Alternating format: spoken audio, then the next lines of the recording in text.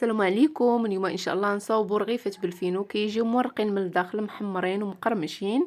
غنحتاجو في المكونات زلافه ديال الفينو، غنزيد معاها جوج زلايف ديال الفورص، قبيصه صغيره ديال خميره الخبز، معلقه صغيره ديال الملح، طبعا الملح على حسب الذوق، وعادي نزيد معلقه كبيره ديال سكر سنيده. تقدروا تعوضوها بالعسل، كنديروا سكر سنيده باش كيعطينا داك اللون محمر للرغيفات ديالنا. غادي نعجنو بالماء يكون دافي.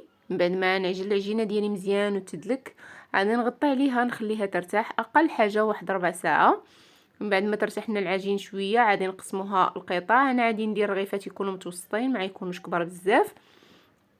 من بعد ما نقسم العجينه ديالي غادي نديرها كويرات، وغادي نحطها في صفيحه اللي مدهونه بالزيت، وغنخليهم يرتاحوا المره الثانيه.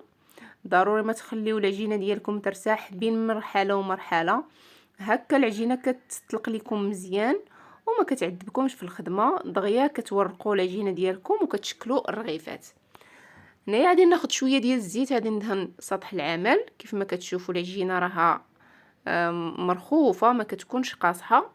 غادي ندهن بالزبده ومع شويه ديال الزيت اللي ديجا ذوبتهم، وغادي ندير رشيشه ديال الفينو، وغادي نطوي الرغيفات ديالنا بالطريقه المعتاده اللي موالفين كنصاوبوا بها الرغيفات. صافي غادي نقادوها ونحطوها على جنب ترتاح. غادي نستمر على هذه الكيفيه. غنطلق العجينه ديالي مزيان، وغادي ندير الزبده ورشيشه ديال الفينو، وغادي نطوي كيف ما كتشوفوا راه واضح في الفيديو.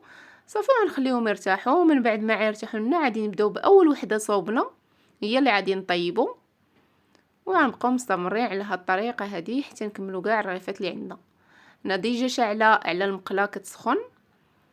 كنطيبوا الرغيفات ديالنا على عافيه تكون متوسطه، ما تكونش مجهده باش ما يتحرقوش لينا. صافي كنبداو كنقلبوا فيهم حتى كياخذوا داك اللوين. كيف ما كتشوفوا الرغيفات ديالنا كيجيو محلولين من الداخل ومورقين. صافي كنبداو كنقلبوا فيهم حتى كيتحمروا لينا من الجهتين. كيف ما كتشوفوا الطريقه راها جد سهله. نستمروا على هذه الطريقه هذه حتى كنطيبوا كاع الرغيفات اللي عندنا. كنتمنى ان شاء الله الوصفات تنال اعجابكم وتجربوها، راها ساهله. كيف ما كتشوفوا الرغيفات ديالي كيف كيطلعوا كيجيو محمرين مورقين من الداخل، وما كياخذوش معنا واحد المجهود اللي كبير. يكفي انكم تخليو العجينه ديالكم ترتاح وكيجيو ساهلين في الخدمه. كنتمنى ان شاء الله الفيديو ينال اعجابكم، وما تنسونيش من لايك، وبصحه والراحه.